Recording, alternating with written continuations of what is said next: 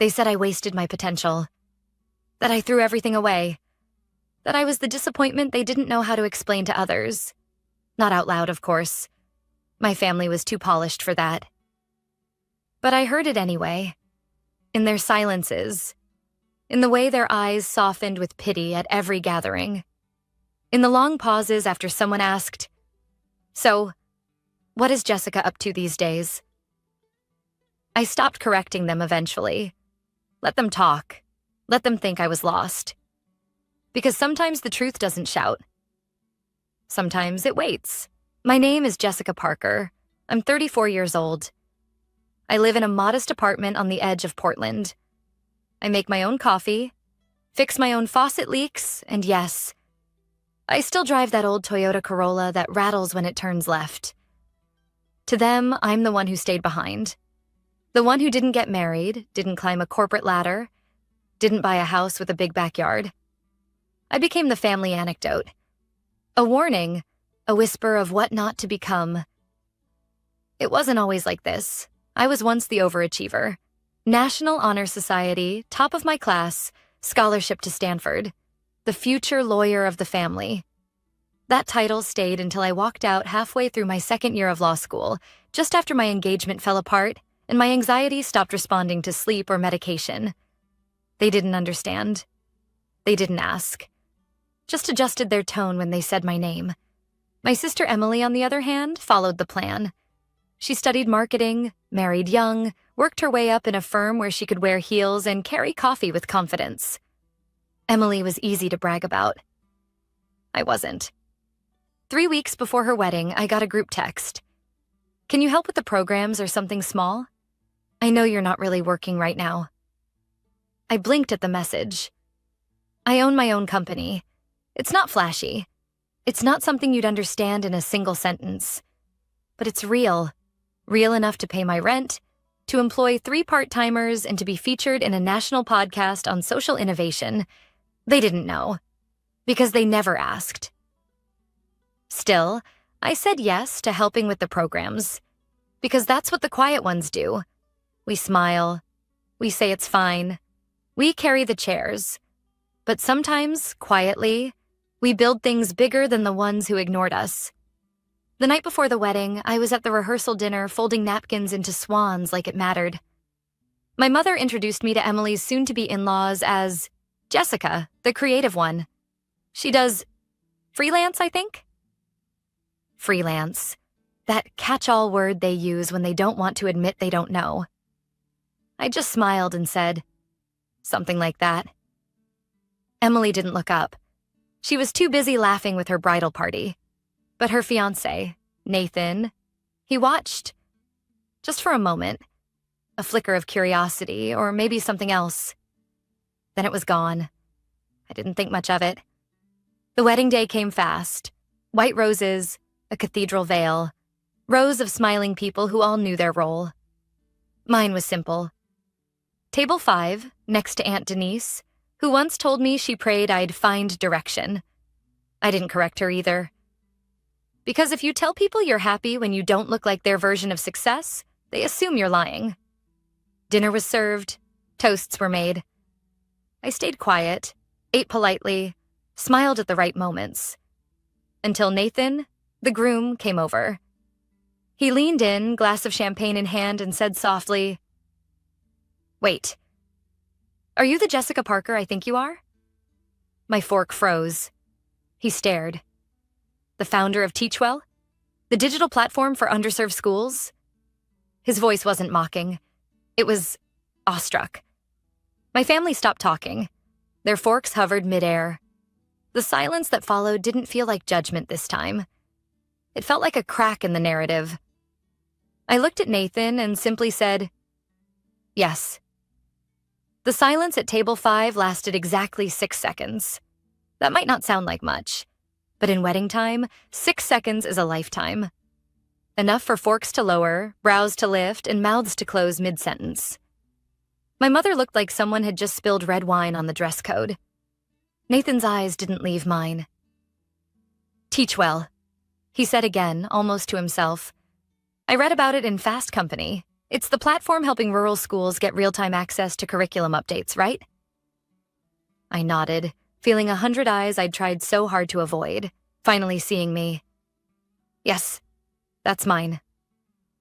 Aunt Denise blinked. You built a company? I wanted to say, no, I grew it. Quietly, while you were talking about Emily's Pinterest board and worrying about me finding a husband. But instead, I just smiled and said, for the past 5 years, yeah? Nathan looked stunned. That's incredible. You were on that education tech panel last year, weren't you? I watched it. Your story about the school in Utah with no Wi-Fi nearly made me cry. The table didn't know what to do with itself. My mother recovered first. She gave a brittle laugh and said, well, we always knew Jessica was creative. That word again. Creative. The family code for not normal, not stable, not one of us. But that night, it didn't sting the same.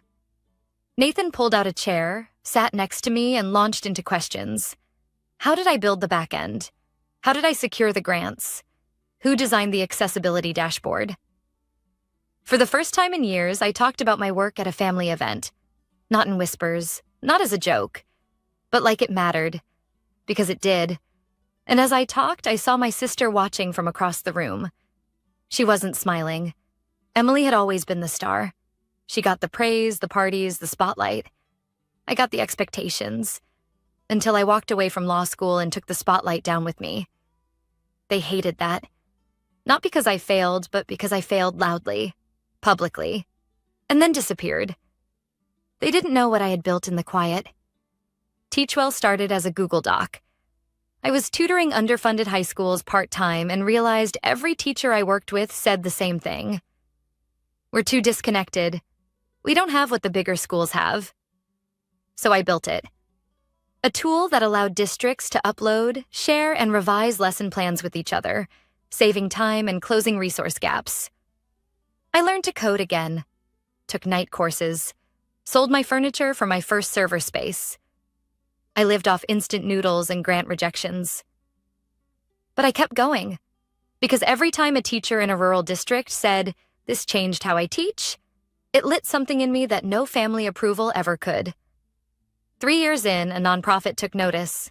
Then a grant came through. Then another. Then a podcast feature. Now, Teachwell has over 40,000 users, mostly in schools no one at that wedding had ever heard of. But schools that mattered.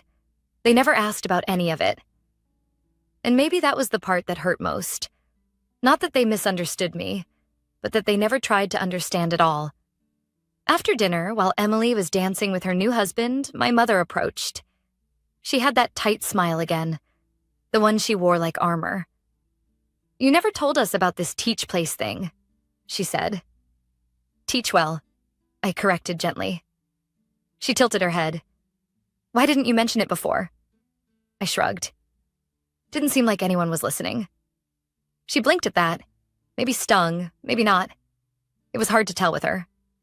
"You could have said something," she added. "I did," I said, "just not in words you wanted to hear." She didn't respond to that, just looked away, like she was already rewriting the moment in her mind, editing it into something that didn't make her uncomfortable.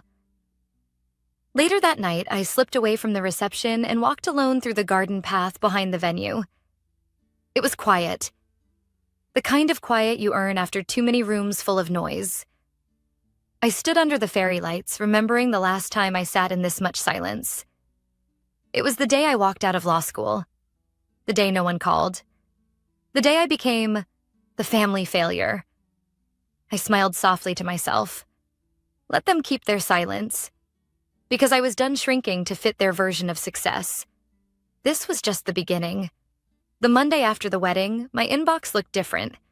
There was the usual stack of school district requests and one too many urgent login not working subject lines.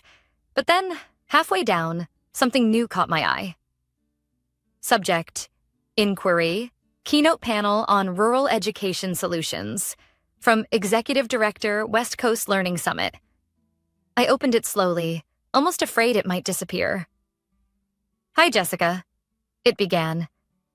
We saw your work through the Forbes education feature and recently heard from a contact who spoke highly of you at a wedding. Nathan. It had to be. They wanted me to speak on a panel next month in San Francisco. 3 other founders, a senator, and the head of a major charter school network. It was real, professional. The kind of opportunity you forward to your parents with a proud, "thought you'd want to see this." But I didn't forward it. I stared at it for a long time, then closed the laptop. Because even now, part of me wondered if it would matter to them. That afternoon, I went to the corner cafe where I always worked when the walls of my apartment felt too tight. As I stirred my coffee, I noticed 2 new friend requests on LinkedIn, both from guests at the wedding. One had written, "I had no idea that was your work. What you've built is incredible. I'd love to connect." The word connect felt strange. For years, I had been invisible.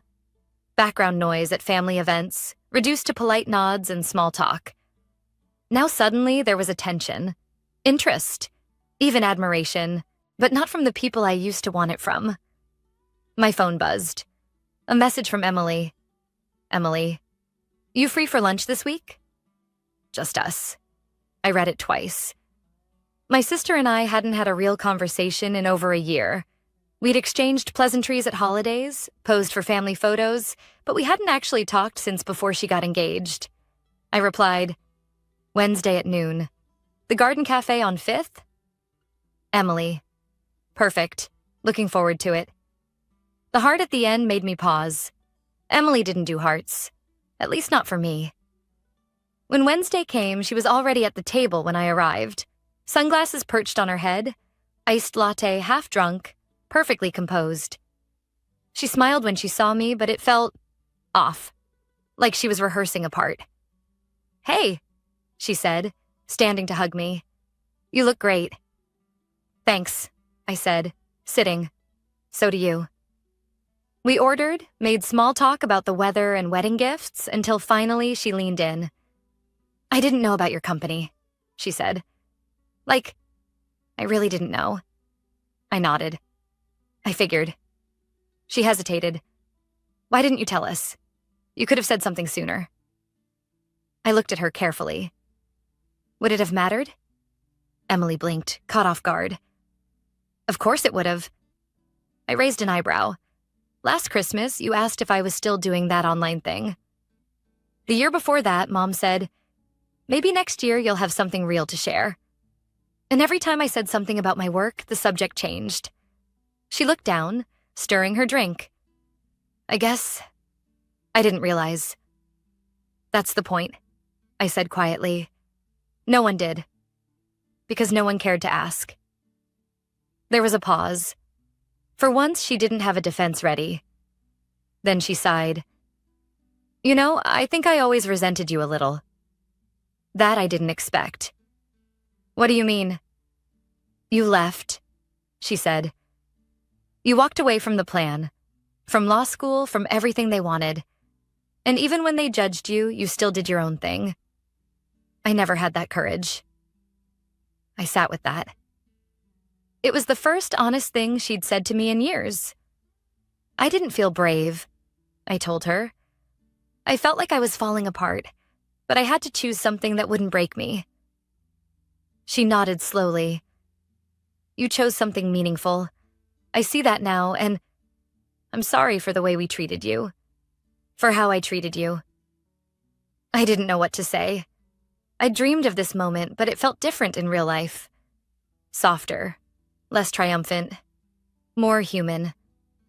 "I appreciate that," I said. "Really." We sat in silence for a while, but it wasn't the cold kind. It was the kind that mended something invisible. Before we left, she reached across the table and touched my hand.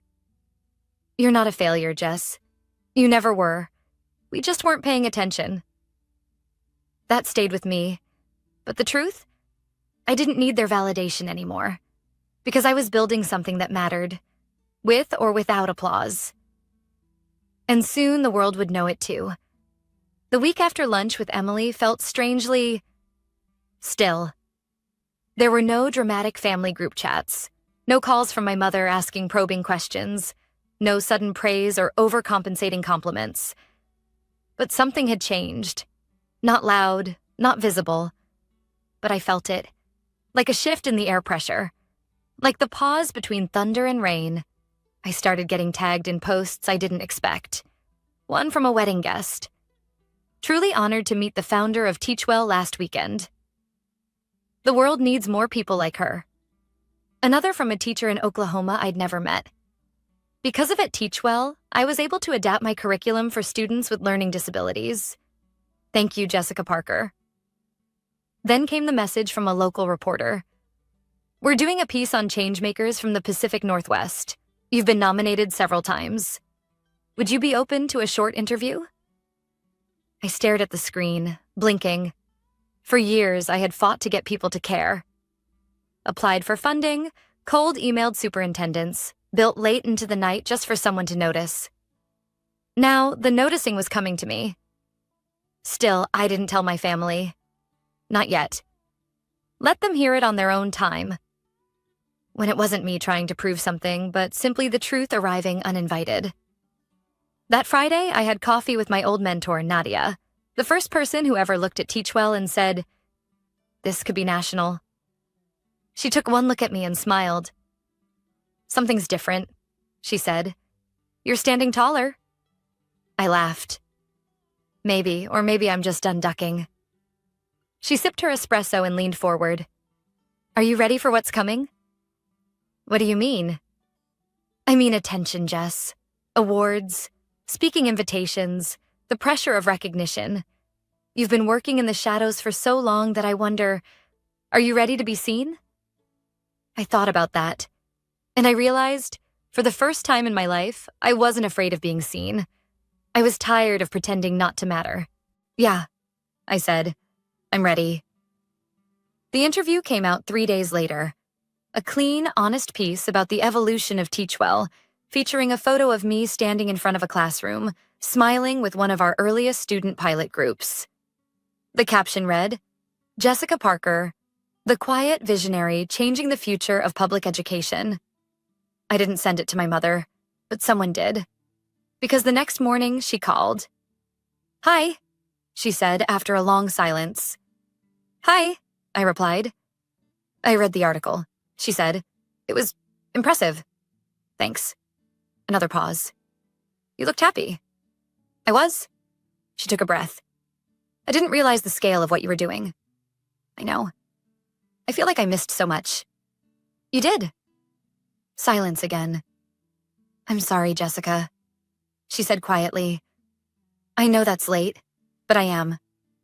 It wasn't perfect, but it was something." "I appreciate that," I said. We talked for a few more minutes about nothing big. Weather, groceries, a new bakery that opened near her. But under it all was something new. Respect.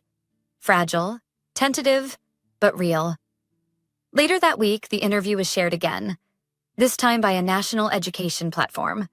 My inbox flooded with speaking invitations, school partnership inquiries, and even a few cautious messages from distant relatives who suddenly remembered they were related to me. And then, at the end of the week, I got the invitation. Emily and Nathan's post-wedding celebration brunch. An informal get-together for close friends and family to celebrate their new journey together. I wasn't going to go, but part of me was curious. How they'd look at me now. What they'd say. And part of me wanted to see if anything had truly changed. So I said yes. The brunch was in a sunlit garden behind a country club. White tablecloths, mimosas, tiny name cards. I wore a soft navy dress and my confidence like armor. As I stepped inside, heads turned. Some smiled politely. Others looked uncertain, like they'd just realized they might have been wrong about me for years. Nathan spotted me first and grinned. "Jessica, glad you made it." Emily came over and hugged me, this time tight, sincere. We sat at the same table as our cousins. I expected the usual awkward chatter, but instead, I heard it. Jessica's company was on the news this morning. She works with school systems nationwide, right? I read that article. She built it from scratch, like alone. They weren't whispers anymore. They were echoes of respect. And for the first time, I didn't feel like a misfit at the table. I felt like I belonged. It happened at the wedding reception. Not the ceremony, not the speeches, not even during the cake cutting. But during dinner, just after the salads were cleared, just before the main course arrived. I had found my seat quietly, back corner table, next to a cousin who once told me, tech stuff was a man's game. It didn't matter. I wasn't there for them. I was there for Emily. Despite everything, I wanted to honor her day. And besides, I'd made peace with being invisible in rooms like this. Or at least, I thought I had. The clinking of silverware and the soft hum of chatter filled the hall. I was halfway through a polite conversation with the florist about hydrangeas when Nathan, Emily's new husband, stood from across the room and walked over to our table. He smiled, leaned down beside me, and asked softly, "Wait, are you the Jessica Parker I think you are?" The room didn't stop immediately, but the air around us did. I glanced up. "What do you mean?" He smiled wider. "I just saw an interview on LinkedIn this morning about Teachwell, the digital education platform that's transforming rural learning environments. The founder's name was Jessica Parker. Looked just like you." I froze. Before I could respond, someone at the table muttered, "That's our Jessica. She's been doing some online thing?" Nathan looked surprised. "The Jessica Parker? The one who created adaptive curriculum software for underfunded schools?" I gave a slight nod. "That's me." It was like someone pressed pause on the whole evening. Conversations around us stilled. Heads turned. Forks hovered midair. Even the servers slowed their steps. Emily, from across the room, looked over, eyes narrowing, trying to read the moment. Nathan turned to the table and said, "Guys, do you understand? She's the reason my cousin's school in Wyoming finally got a working digital learning plan. Their dropout rate went down by 30% in 1 year. I read that case study. Uncle Raymond, who once joked I should marry rich, cleared his throat and sat straighter. Aunt Denise's wine glass wobbled as she set it down. Nathan looked at me, eyes wide. "You built this from scratch?" "I had help eventually," I said, voice calm. "But yeah, I started it alone, in my apartment, 5 years ago." He shook his head, impressed. "You're amazing." I felt the heat of eyes on my skin. It used to make me shrink. Now it made me stand a little taller. Emily approached slowly, face unreadable. "Jess," she said softly, "you never told me the full extent of it." "I tried," I said, "but no one ever listened long enough to hear it." She winced. "I'm sorry." Before I could reply, Nathan raised his glass. "To Jessica Parker, the woman whose work is quietly changing lives across the country. May we never underestimate what grace and grit can build behind closed doors." The room clapped, not politely, not awkwardly, genuinely. And for the first time in my life, I didn't feel like the backup story. I felt like the headline. After the applause faded and the dinner resumed, my mother walked over. She didn't say much at first, just looked at me, eyes soft in a way I hadn't seen since I was a little girl. Then she said, "I watched your panel last night. The one from San Francisco." I cried, I blinked. "You watched it?" She nodded. 3 times. I swallowed hard. "I was so focused on what you didn't become," she said, "that I never saw what you were becoming." She reached out, gently touched my hand. "I'm proud of you, Jessica." My throat tightened, but I didn't cry. I just nodded. Later that night, as the music swelled and people flooded the dance floor, I stepped out onto the terrace. The air was cool, the sky brushed with stars. Nathan joined me a few minutes later, 2 glasses in hand. He passed me one.